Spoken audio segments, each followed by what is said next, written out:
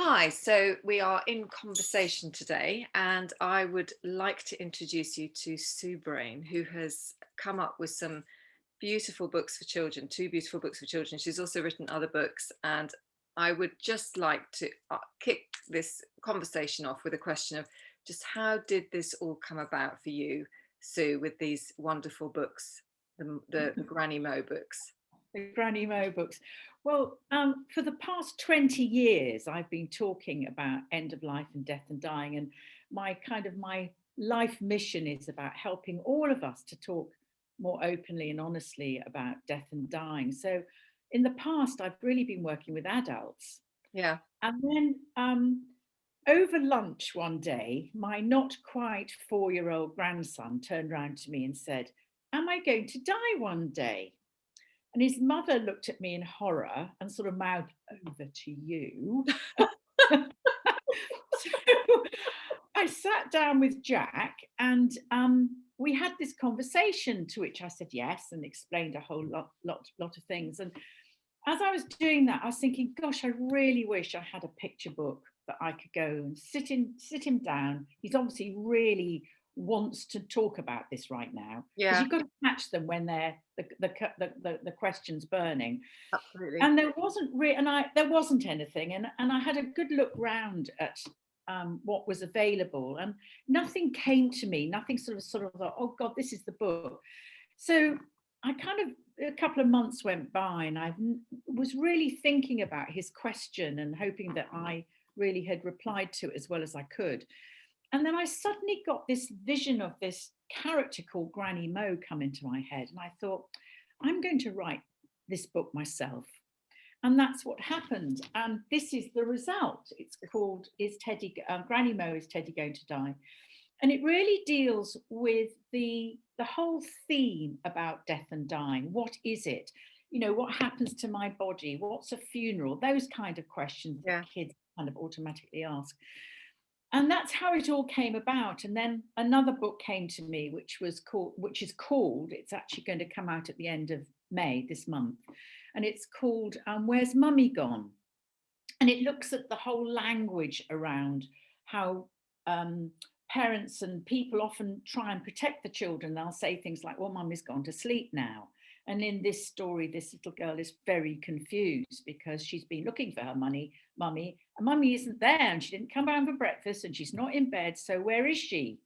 Yeah. Where is she sleeping? And so the book deals with that. And then there's another couple in the series which are in the pipeline right at the moment. One is talking about the impact of sudden death on a small child, and also the death in the family of a sibling. So I just feel like this is what's come for me.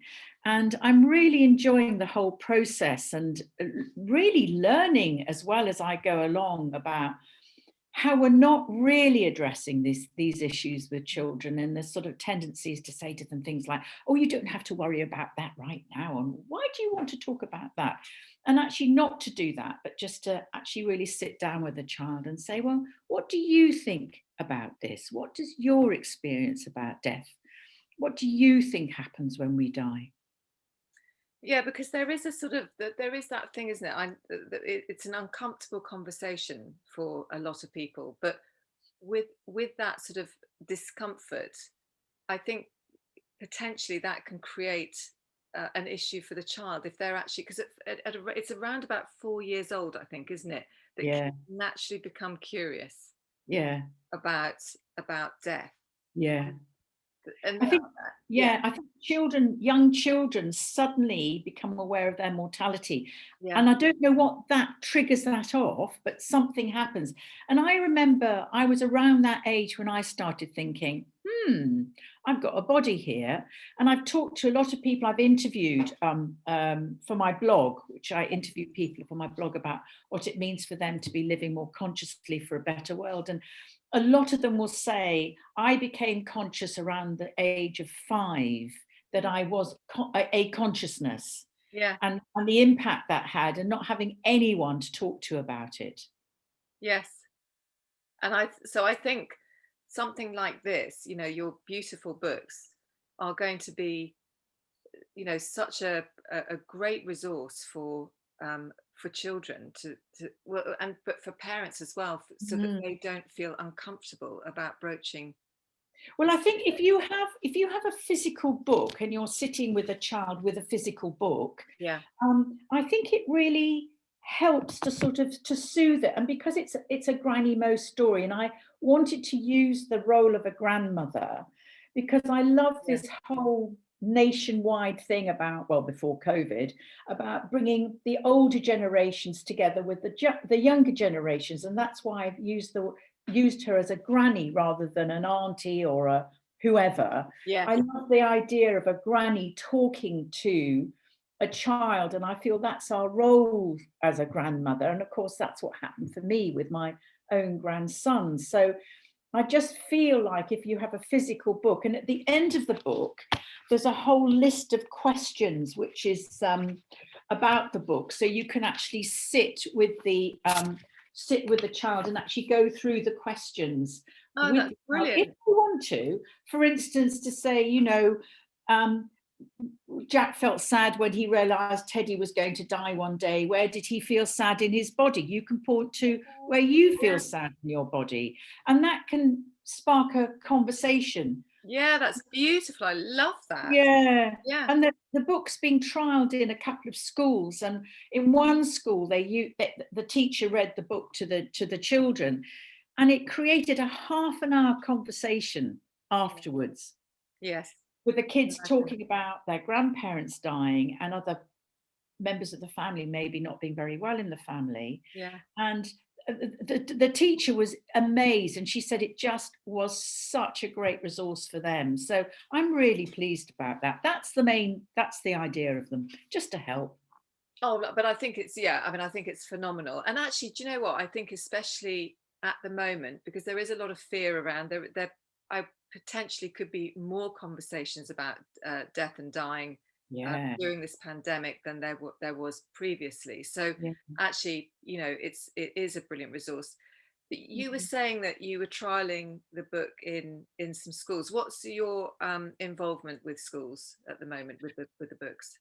Well, it is actually beginning to try. It is trialing the book just to make sure that Lovely. it hits the spot. Yeah. And I'm certainly looking for other willing schools and teachers to come forward to saying, yes, we'll trial it too. And obviously, I would give them copies to do this because I think it's really important to make sure that Granny Mo is the kind of the character and the voice that actually is needed. And it certainly seems at this early stage that Yeah. it's working really well. And I've just had a very positive feedback from a hospice who now want to use the book to help the patients and the families talk to the children about death and dying. Beautiful. So I think that there's something cooking here which I'm really excited about, and I really feel like we're all in this together.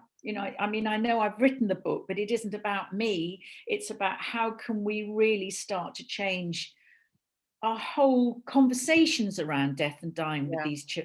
with children, and actually amongst ourselves. No, And I these think it's kids, brilliant. they come up with great stuff. Yeah. It's that kind of stuff that you go, oh my God, I didn't think of that. How did Yeah. why are they thinking that at 2 or 3 or whatever age they are? So that's really the role of the books, is to really inspire us all, adults and children, to talk together about death and dying in a much more honest and open way.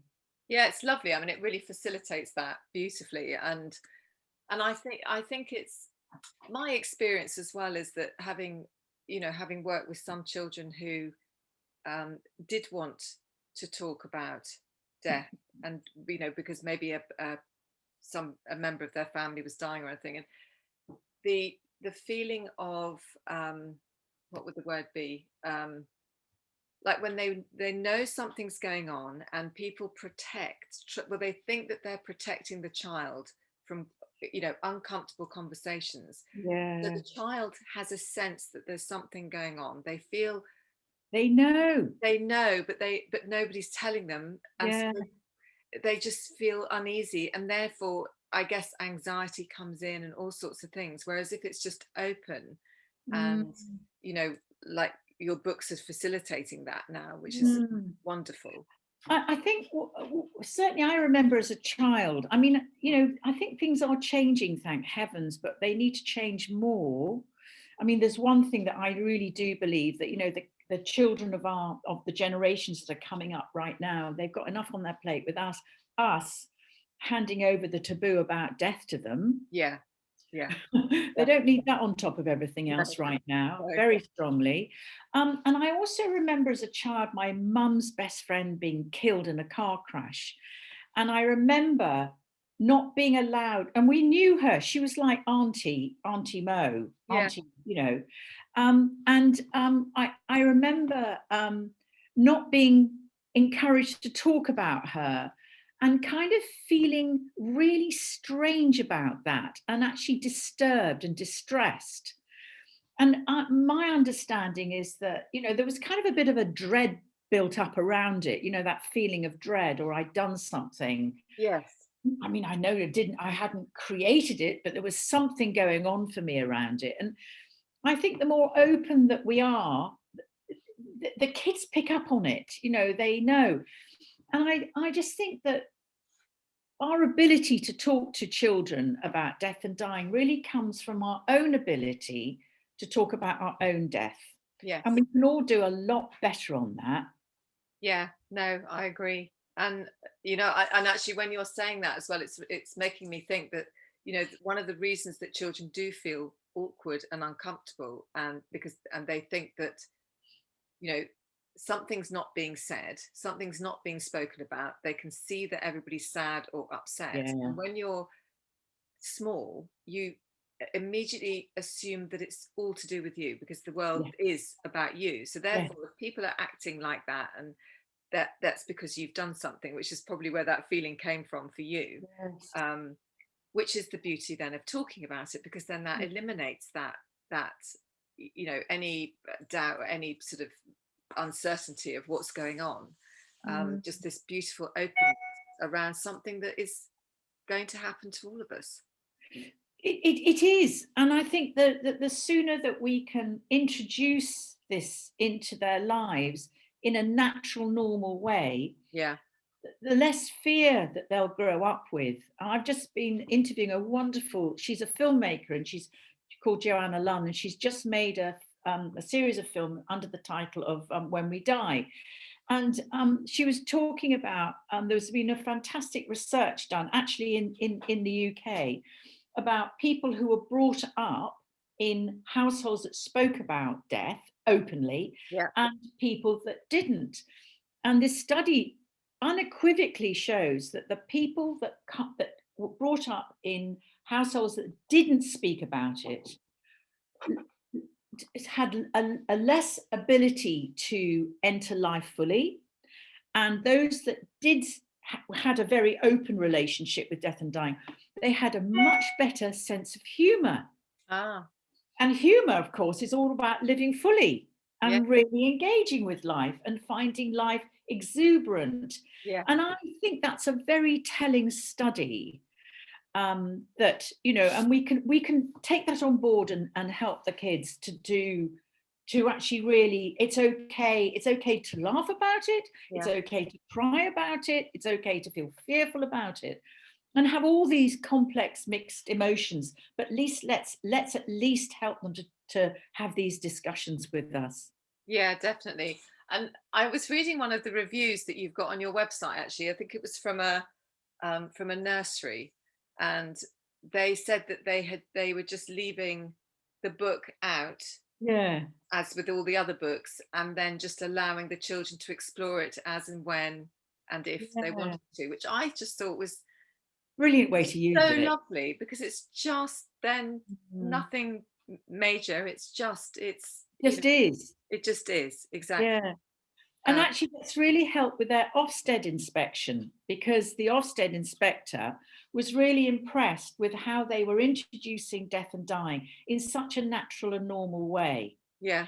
So, you know, I think there's all sorts of different ways of looking at this. And I know there's lots of resources out there, by the way. I do know that. And I don't want to undermine any other resources that people are using, but it does feel that Granny Mo is hitting something important here. And So as I said, I am looking for more teachers to be willing to come on board and see how it works for them. So please do get in touch with me. Well, what I'll do is, because there's quite a lot of teachers on this page, so Mm. I'll put your details. What's the best way of people getting in touch with you, Sue? Best way of getting in touch with me, you can find out more about the books on suebrayne.co.uk, and my name is Sue Brayne, Brayne, or you can email me on sue.brayne@gmail.com. Okay, so I'll put all of that actually in. I'll put all of that information in so that people can Yeah. easily access it. And Teddy is going to be available on Amazon on next week, Brilliant. on I think it's the 12th of May. And then um, just second one, the title's just gone out of my head. Where's Mummy Gone? My age, being a granny. Where's Mummy Gone is coming out at the end of May, and that's also going to be available on Amazon. But if you are a teacher or a school or an institution, or you work for a children's charity, of course I'd give a discount. Lovely. And I think from this, quite a lot of people will probably get in touch with you, because it's such a good resource to have. It's such an important resource for people to have. And if you're trialing it, then even better for people to Yeah, exactly. see how it's going. Yeah, absolutely. I just think, well, I think it's sort of echoing the work that you're doing, which is so important, which is educating children about their feelings. And having been brought up in the generation that I was brought up in, where, stip up a lip and just stick everything underneath the carpet.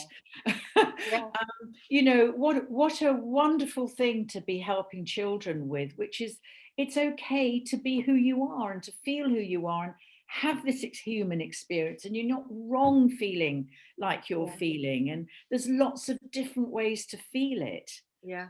So I just think, I love the fact we're both kind of trotting down the same path together around this. Yeah, we are. And I think also the message that we're sort of bringing as well to parents and adults, working with children, is that, include the children in the conversations. Don't keep them out of it, because if they know something, they can sense something, it's so much easier to actually just include them in a conversation.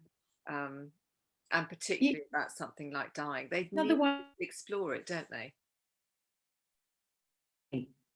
Oh, sorry, they close down and shut themselves away, don't they? And that's, and you can see it. You can see children who've just closed down to something because they may be scared, or they're not sure, or they don't know who to talk to, or all those kind of things. And I think it's about winning trust back, actually. A lot of times. And then don't forget, I think a lot of adults have never been taught to talk like this.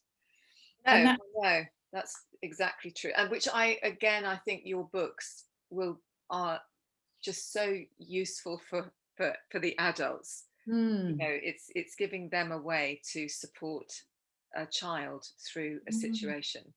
And maybe they'll actually start to engage with their own things first. At the beginning of the book, I do give guidelines on how to read the book as well, and how to be with the child reading the book, because I think that's really important. And at the end of that page, I do say, look, if you don't feel comfortable enough to sit down and read this book, that's fine. It's nobody, that's absolutely fine. But just see if you can find somebody else who can. Yeah. Because there will be somebody out there. And maybe that again will start a conversation up that's more healthy and open and honest. Yeah. No, I think Granny Mo is going to do very, very. I love that. I love the name. I love the name Granny Mo. I just think that in itself. Well, Granny Mo, actually, it just came to me. It's the word om. Yes, yeah. Well, she does come from the stars, and she was called Mo, and because I sort of the story that her backstory is that her parents wanted her to kind of resonate with the vibrations of the universe, so they called her Mo, which is Om spelt backwards. Brilliant. Brilliant. And I do feel that energy is Yeah. around her. Yeah, it has sort of really, it feels really, really lovely. Like, and I love the illustrations actually. Yes. Illustrator. Yeah, Mark Powell's done a fantastic job there. Yeah. Really, really simple. Can you Very see? nice. Yeah. They're just beautiful coloured, and the kids absolutely love them. You know, they're that's the end page. Hang on a sec, I showed you another page. Yeah, they're just very simple, fun. Yeah. Yeah. And the other thing to say is that I am now offering training sessions or mentoring sessions about how to work with the book and how to talk to children as well. Brilliant. That will be very, very useful. Mhm. So I will put all of your details in the uh, in with this recording. Unfortunately, this didn't go live. You know, technology. It's not my strong point. Things can change. Very quickly, how much do they cost, and where's the best place for them to get it? The new ones that are coming out on Amazon are £7.99. But as I said, I'm really happy to give discounts to teachers and people who work with children and charitable organisations. I'm very happy to do that. Okay. And people who want to trial a book, I'm very happy to give a free book for that. Lovely. Okay. Thank you very much, Sue. Is there anything else that you'd like to say before we go? Is there anything? I just think I'd love to see all of us stepping up around this in whatever way we can, just to be more present with our mortality, and just to see how we can live more fully by engaging with it. Actually, that's my yeah, it's my prayer for us all. Yeah. Lovely. I think we'll have a much healthier planet I and agree. a much healthier humanity if we do that. Yeah. No, I totally agree. Mm. Well, Granny Mo will be out there doing her bit. And yeah, I look forward to hearing more about it in the future, of how it all goes and everything. Thank you. And yeah, I hope some teachers get in touch with you after this. Great. I look forward to hearing from them. Yeah, thanks so much, Sue, and we'll see All you. right. Take care. And bye. Bye.